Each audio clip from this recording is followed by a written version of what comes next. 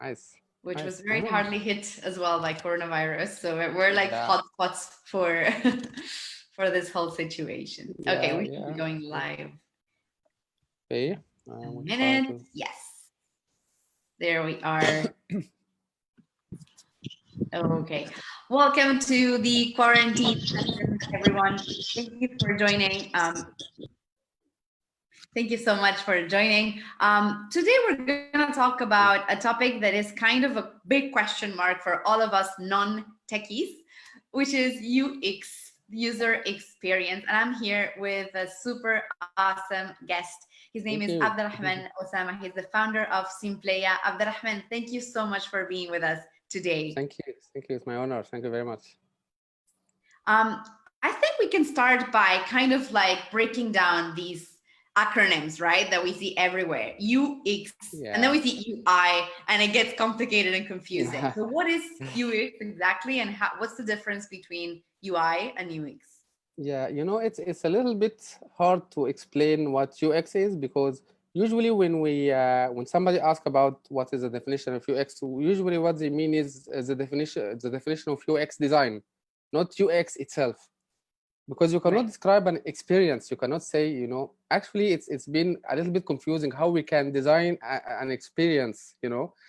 So Yeah. usually we define the user experience design. So user experience design is the process of designing a product or service that is valuable, usable, and desirable. That's Okay. basically the definition. Of course, there is a little bit different definitions, more advanced definitions. There is the definition of Don Norman. Don Norman, as many of you already know, is the godfather, the person who coined the term UX, user experience, and he is Yeah. actually also the first person to hold this title, UX architect, at Apple, I think in the mid 90s.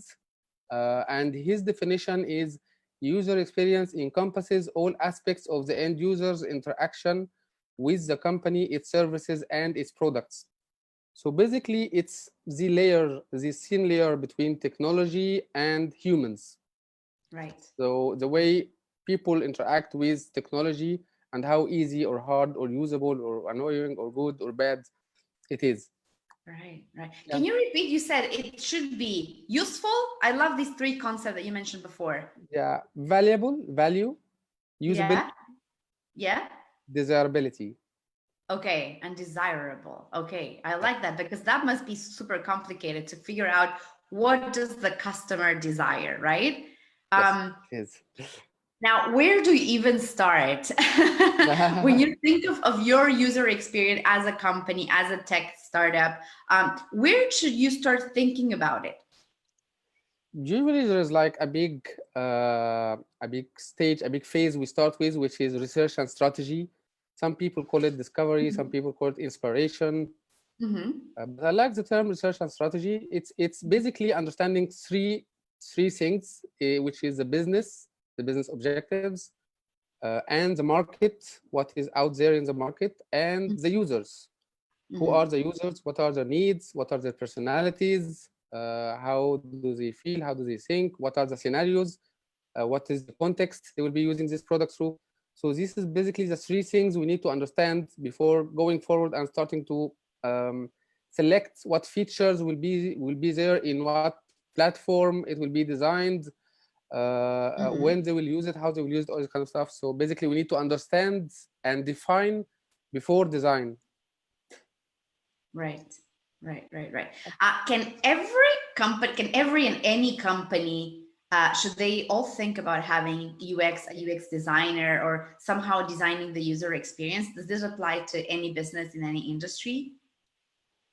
Any business interacting with people or creating products that are interacting with different people, with different kind of users, they need UX designers or service designers or customer experience designer or some kind of designer, Mhm.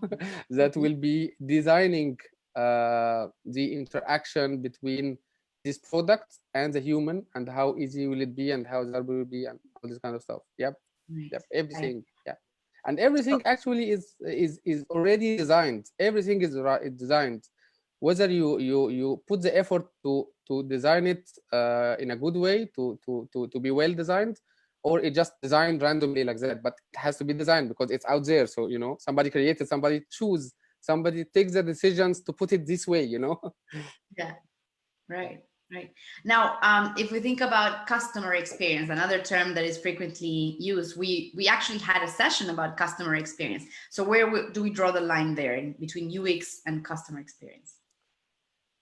This is a complicated question, you know, because all these are terms.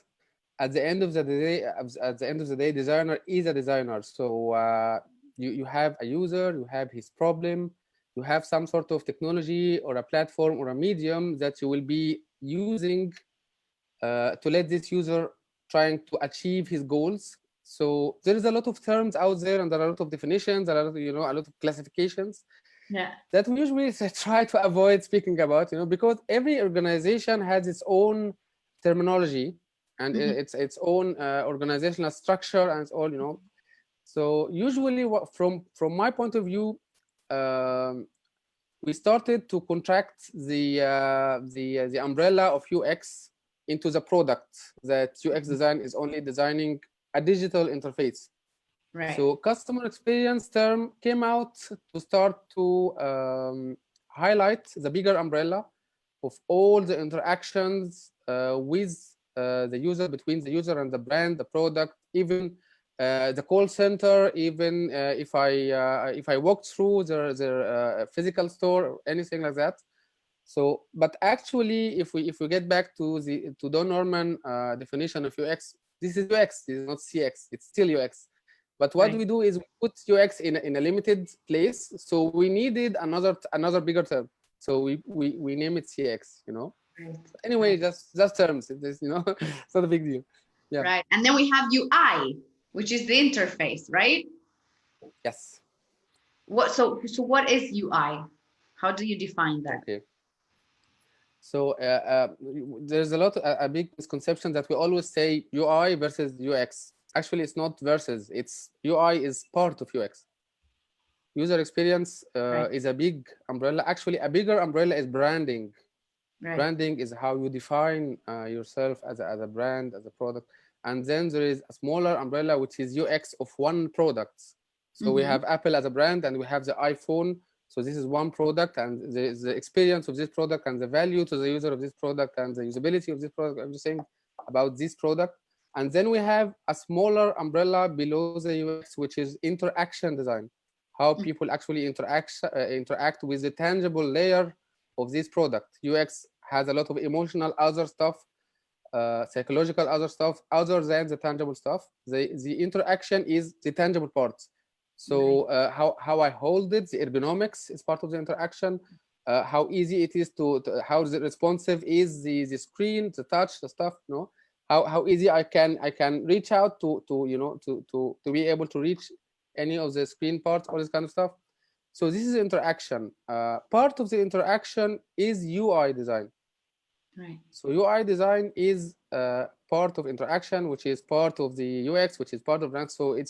So UI is part of UX. We cannot say that UX is important and UI is not so important. It doesn't work this way. UI is a very important part of UX.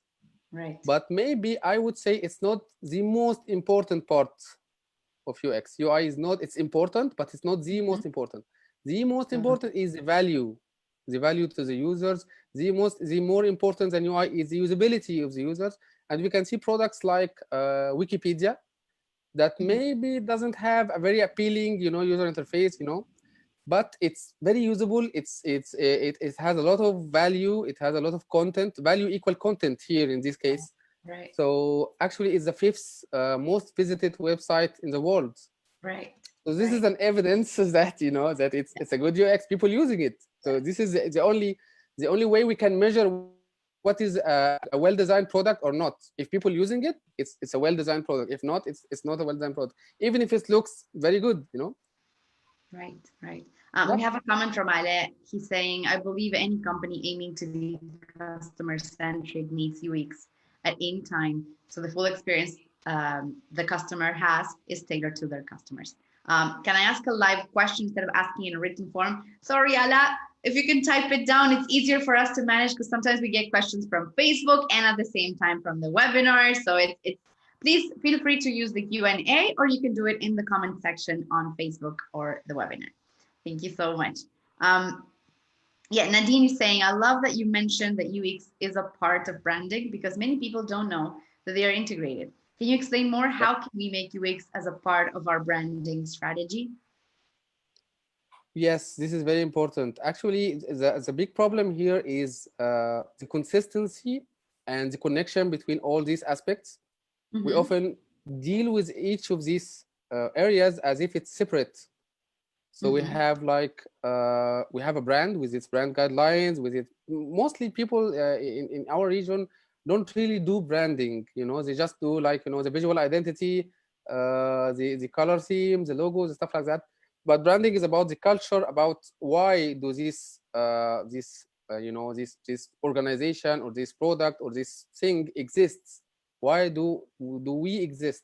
And so branding is much. It's about culture. It's about who will relate to this brand. So it's like Nike. It's about sports. So if it's about Apple, it's about thinking different and stuff like that. So who will relate to these products, and who will relate to this brand? So usually we like to do it like, you know, it's a product for everybody. Everybody should use it. So you know, no targeting, no focus. So no specific, you know, strategy. So so if we have a well-defined brand strategy, UX should be totally linked, should be directly linked to this strategy. And the brand strategy actually should be reflected on each of the product or each of these company aspects, from the voice and tone of their advertising, of their social media.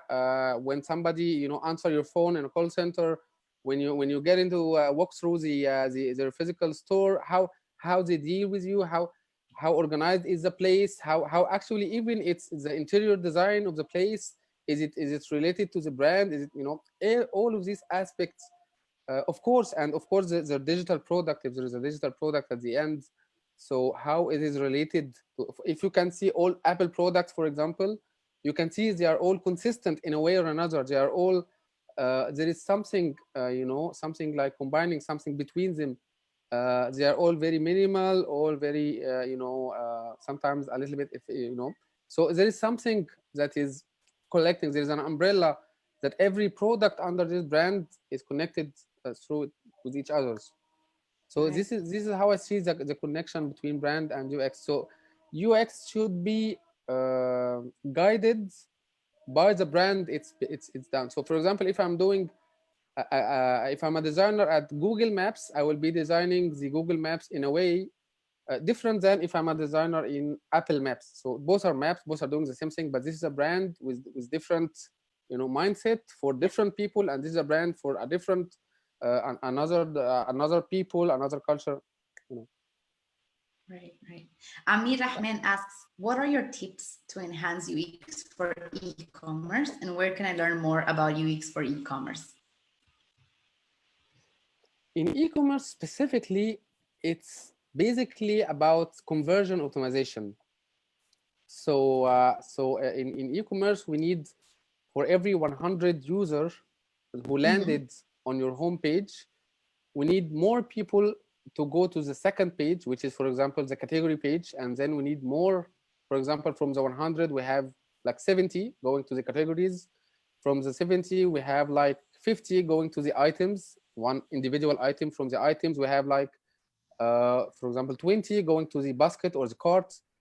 And then we have like 3 going to the checkout. So this is the funnel. We call it the funnel, the conversion funnel, and we need to optimize this conversion rate. So basically, the UX in the heavy traffic and you know, e-commerce, booking websites, reservation for this kind of stuff, this kind of platforms usually care about the conversion rates very heavily. So conversion rate optimization is basically about A/B testing. It's about understanding why the users are not converting very well, trying to define, to understand why it's not, conversion is not high enough.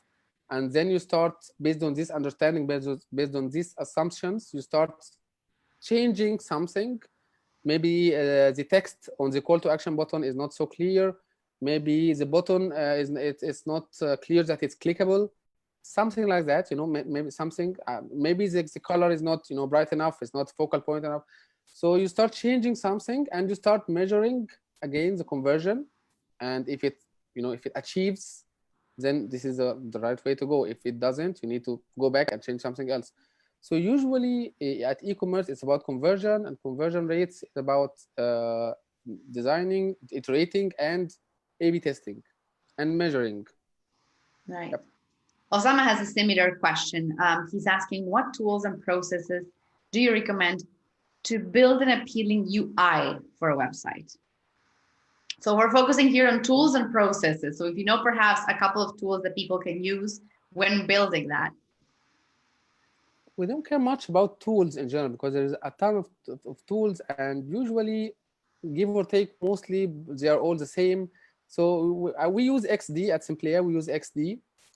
I used to be a very big fan of Sketch, but Sketch, you know, it's only on Macs, so it's been, you know, a little bit challenging to keep all the team on Macs. So so Sketch is very nice. XD is also very awesome, and there's Figma, also is great. So that's in terms of tools, but all are the same at the end of the day. In terms of process, when you have a very well designed, actually at the UX process, every phase like serves the phase that's it comes after it. So if you have good wireframes, if you have good user flows, information architecture, you will have better wireframes. When you have better wireframes, you will have better UI. So if you have more complete, more sophisticated, more high fidelity wireframes, more tested wireframes, you will have better UI. But what I like to highlight here, other than the process and the wireframing and the tools and all this stuff, what is much more important is the design system. I don't know if everybody here is familiar, but design systems now is like it's not optional anymore. Doing a design system, building a design system before getting into UI is very crucial, very important, because you need to for UI, you will be changing in a product environment, you know, with product roadmap and iterations and testing and stuff. You will be changing, you will be adding features, moving features, you will be optimizing, you will be, so you need a system, a design system for all these screens that will start growing bigger and bigger to be all consistent on different platforms, on different stages. So you need to set a design system. You need to adjust the typography, the colors, the components. So we have, this is the button. This is its dimensions. This is its color. This is how it looks. For example, a form, and this is the submit button of the form. We have the navigation. We have if there is like some sort of cards of some way, you know. So you have to set these components very well, and you can add components as you go when needed. But for the system to be more consistent, and actually it's also better in modifications. You can modify easily. When you have a system, you can just change something, and it will change this component in all the files. Even at XD now, there is a design system over the clouds. You can make one file for a design system, and then all the files at all the team machines, even if you send it to the client, they send it to the developers, everybody will be connected to this one design system file on the cloud. So if you change a color, if you change a component, if you change something, everybody will be opening his file in any of these machines and connected to the internet. It will start telling him there are some stuff that are changed, some components that are changed. So would you like to revise? Would you like to update? Stuff like that. So it's very powerful. It's very important, actually. Okay, we have a lot of questions now coming through our webinar. Regarding what you were just saying, what tools do you use for design system, Rami asked? Just XD. And combined to that, in summary, how do you deploy a design system in a new startup? Deploy, I guess, a design system in a new startup. So tools and how do you deploy that design system? Yeah, if it's a new startup, it's much easier because you are building the UI from scratch. So before building the UI, you set a design system, and you will find, speaking of branding, you will find that design system is very connected also with the visual identity of the brand. So you will need to take, doesn't have to be the exact colors. You will need a little bit different colors that go better with digital interfaces, because print is different than screens. Print actually absorbs light, papers and surfaces absorbs light, and screens actually emits lights. So colors can't work both ways. So you will need to change a little bit, but you will need to use the same feel, the same shades of the colors. uh, and of course, if the brand visual identity is a little bit, for example, playful, a little bit strict, a little bit professional, a little bit energetic. So you will need to get the brand identity into the design system for the whole UI, the whole look and feel to be extended all through your product from the branding. So basically it's like the visual identity, but expanded to include each of the components and each of the elements in a UI. Right. So this is about the design. For the tools, we just use XD. Okay. Yep. Okay. We have a very long question from Ale. From my knowledge about the UX process. Question. Can I read this question with you? I cannot see them. Yes, definitely. So if you go to the Q&A section, it's quite a long question. I understand, Ale, why you wanted to ask live now. Can you see the Q&A question, Abdelrahman? Yeah, I can see them now. Yeah. Yes, Ala, do you have any? Which question? So it's the longest one that you will see from Ala Hussein. Oh, okay. Right. Okay. From my knowledge about the UX process, a part of it is gathering different psychographic, demographic, geographic, and behavioral information about the customer, depending on how you organize the clustering of these customer groups, to understand the different pain and gain points and what's the best way to deliver the perceived value that person is expecting and needs from your product. My question here is, how do you go through the process of collecting that data, whether in terms of tool or data collection method? How collecting the data, whether in terms of tools? How do we collect the data, the psychographic, demographic, geographic, and behavioral information that we need about the customer? Okay. So this is, of course, it's part of the user research. We usually start with UX strategy, which is more about the business objectives and market.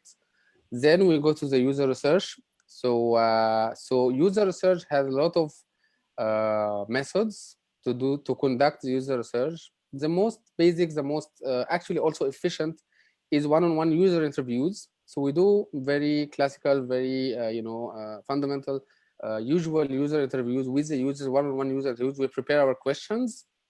We start running a conversation with the users. Actually, has to be the targeted kind of users, not any someone walking down the street.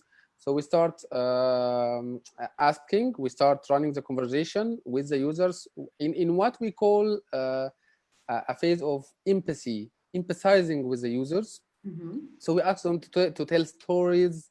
We don't just ask them questions and answers. So here's a question, tell me the answer. It's not like we can just send it out as a survey. So it's not a survey. It's an empathy session where we start to understand why do they say what they say, how do they feel about every other aspect and all this kind of stuff. So usually we just sit with the users, understand their needs, their pains, their context, how they will need to use it, why do they need to use it. So we understand the how, the why, and the what, all this kind of stuff from the user interviews. Then we go back, also we record this, of course, then we go back to our offices, and then we start another phase which called, it's also part of user research, which is user modeling. User modeling is the most basic, the most common deliverable or document of the user modeling is the persona, of course. Mm-hmm. So we have the persona, we make the persona out of the user interview. Some people I can see, they just go down, open their laptop and start making a persona out of their own assumption. So actually it doesn't have a lot of value. So user research is about the user research, not the modeling. It's about the user interviews, the observation, the shadowing, the immersion. So then you go out and you to the office and you start modeling your users. So yeah, you start collecting what you've learned from the user interviews, You start modeling or rendering what you've learned, what you've emphasized into the personas, into the NPC maps, into the user scenarios, all this kind of different kind of canvases and documents you start filling out just to try to transfer your empathy with the user to some kind of document that you can then share with the rest of the team or share with the stakeholders, whatever the decision makers or whatever. So this is the process. Right. And it's very Nusayba, tricky and it's very sorry. go on, go on, go on. Okay. No, I was just saying that communicating empathy is the most difficult kind of communication. You can communicate numbers, you can communicate code, you can communicate facts, but communicating the empathy is a little bit. It's not a little bit. It's so hard. Right. So this is the tricky part about design. It's dealing with people, not with machines, not with numbers. Yep. Right, right. You were talking about research, user research, right? Nusayba was asking, how is market research and user research different? What's the difference between Oh, this question, yeah. them? Okay, this is of course a common question that we get asked a lot. So actually, user research and market research, their methods are very similar. In fact, maybe it's the same. Mm-hmm. Surveys, interviews, research, it's the same thing. But what is different is the intention or the desired outcome or the insights that we are after in each of both. Mm-hmm. So sometimes we go out for a company and we say, okay, for in order to start working on your product, we need to start by user research. And they say, oh, okay, we already have the market research.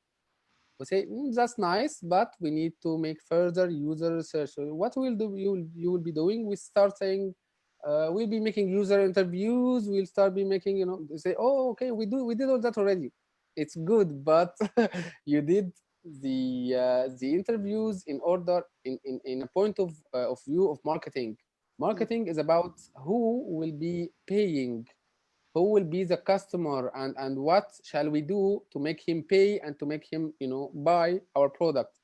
So this is the intention of the marketing. Our intention is not about the customer, it's about the user who will actually use this product.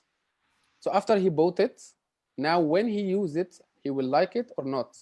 Right. So both are similar methods but different intentions, different results. We need to understand what to do in this product in order for him to love using it and to get back to using it again and again, and to start telling everybody, go out, use this product, it's a good product. So it's different intentions, same methods, and that's what's confusing about it. Right. One of the questions I had was about the steps, right? The steps to build a user experience. Do you consider, the user research the first step? Like, what does that involve? Okay, I can say a typical UX process. I will say it in a minute, but before that, I would love, I would like to think about UX not as a process, but as a toolkit. Mm-hmm. We have set of tools. Mm-hmm. We have computer analysis. We have value proposition. We have personas. We have user flows. We have user testing. We have A/B testing. We have UI. We have, different tools Yeah. that you can use in any order in order to achieve whatever goal you have or whatever problem you are trying to solve. So sometimes we start with a startup that's already have have traffic, have already have numbers, have analysis. We can see the funnel, we can see the conversion. So usually with this kind of products, we start by looking at the data. We have data, it's more accurate, more important. So we start checking out the funnels. We start checking out to see if there is any unusual gaps, Mm-hmm. unusual what we call bounce rates, and we start spotting out these problems, and we start, okay, we need now to understand why there is this problem. So either it's very very obvious why there's a problem here, or we need to make further research in this specific problem, and then we start designing and making A/B testing and iterating and stuff. So this is, for example, not a typical process. Sometimes people have a product that's already out there, and they are not getting enough traction, there is no market fit. So we start by, okay, let's see the users, the early adapters that tried using your products and they didn't try it again. So let's talk with them and see what's the problem. So Right. this is kind of, so it's different in each case. It's very different. But is a typical UX process for a very new product would be usually starting with UX strategy. The core of UX strategy is the stakeholder interviewing. We start interviewing with the stakeholders, the business owners, the founders, the CEOs, marketing, different people, marketing manager, business manager, all the involved persons. We call them the stakeholders, and we start understanding why do you need to redesign this product or to start this new product, or what is the business objective. And in this phase as well of the UX strategy, we start also understanding who out there in the market, and we start mapping the value proposition for the users. And we do something else called strategy canvas, which is it's kind of competitor analysis with the value proposition. So this is the UX strategy. We start with the UX strategy. Then after that comes the user research. And so we understand the business, the market. Now we understand the user. After that, we start ideating solutions. So strategy and research is about understanding the problems. It's not about coming out with solutions. It's about understanding the problem, the user, the business, the market. Then we start ideation. Okay, now we have a problem, a well-defined problem. Now we start ideating solutions. And after that, we start the interaction design phase, which is information architecture, wireframing, UI, and then testing, prototyping and testing. Right, right. We had several more questions. Do you have any recommended reads or courses that would be a good doorway to start learning more about UX? Reads or courses? There is a lot of courses. Of course, I always like the stuff of Nelson NN Group, Nelson Norman Group. I see it like the most authentic, the most credible resource out there talking about UX. They provide courses and they provide certificates. It's very expensive, but if you can if you can afford it, it will be very beneficial. But so that's usually what I can actually advise. There's a lot of other platforms as well. There's Design Lab. I'm a mentor at something called Design Lab. It's not as advanced or as credible as Nelson Norman, but it's a good start. There is a course on an Arabic platform called Idrak. I didn't see it, but I trust it's a good one as a start as well. So as for books, I will not tell you what to read, but I will tell you what not to read. So don't read the big stuff. Don't read Nelson Norman's Designing for Emotion, or the design of everyday things, or this kind of stuff. Is very very philosophical. You will start feeling that it's very hard. It's not that hard, really. Right. So there is some books at something called UX Pin books. So there's a lot of books out there that are very light, very nice, you can start with. Right. So not delving into the heavy stuff you recommend. Yeah, you don't have, yeah. We've received a lot of questions. Rami Soliman, for example, is asking about hiring. How do you hire a very good UX UI designer? Do you conduct any testing to evaluate them? Yes, I've read this question. It was in your email before, and it's actually maybe the hardest question.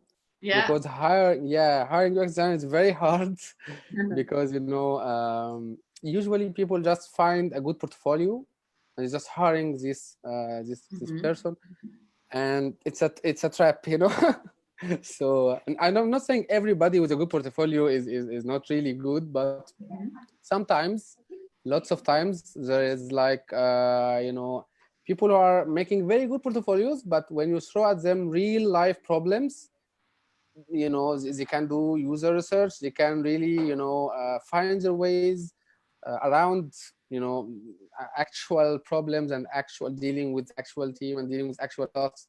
So what I do usually is I tried giving new hires a task for them to do, Mm-hmm. And I tried it actually once, and he did the test very well, and I hired him, and then I start working as usually as we do, and then I was shocked that his results are way lower than what I've expected from his task, and then I learned that he actually let somebody else, help him doing it.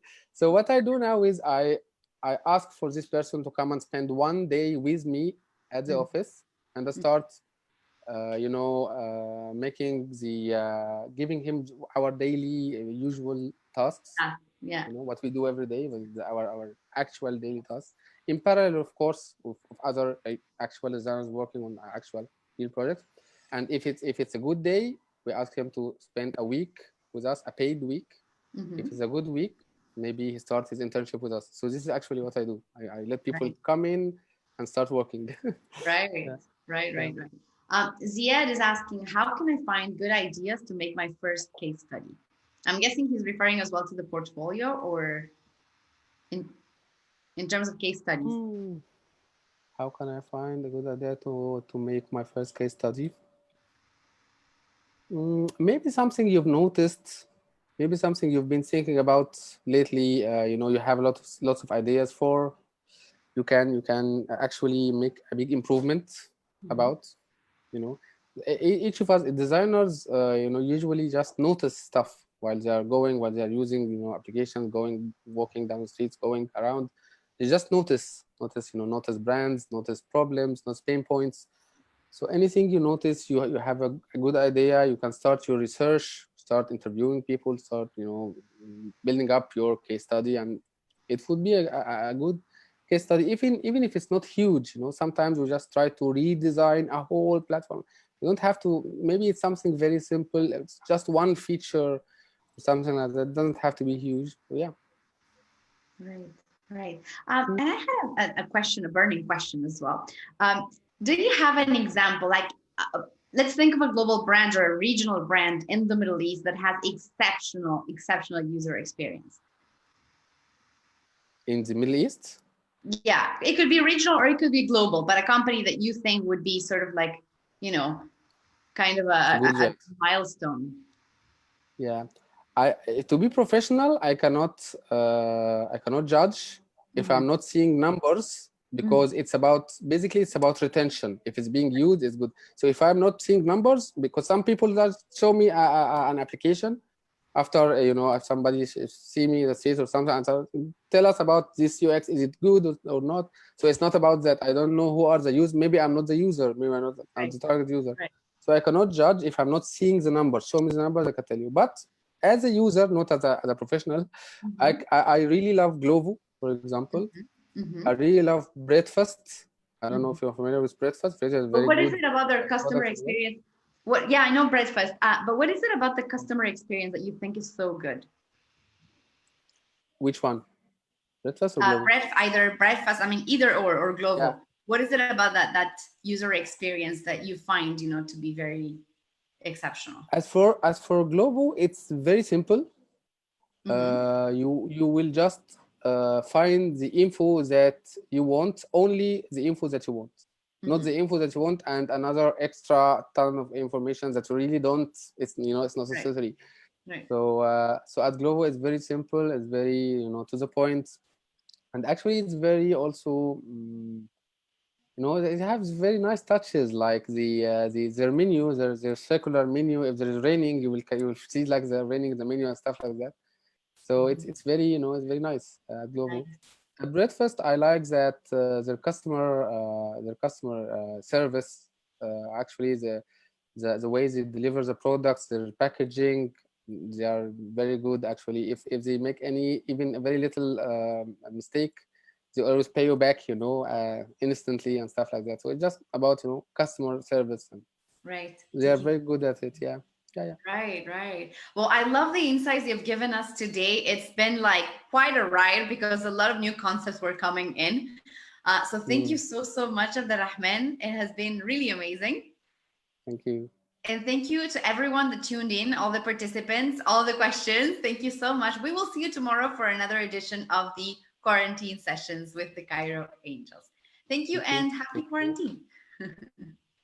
Thank you, Abdelrahman. Bye Thank bye. you. Bye. Bye. Bye.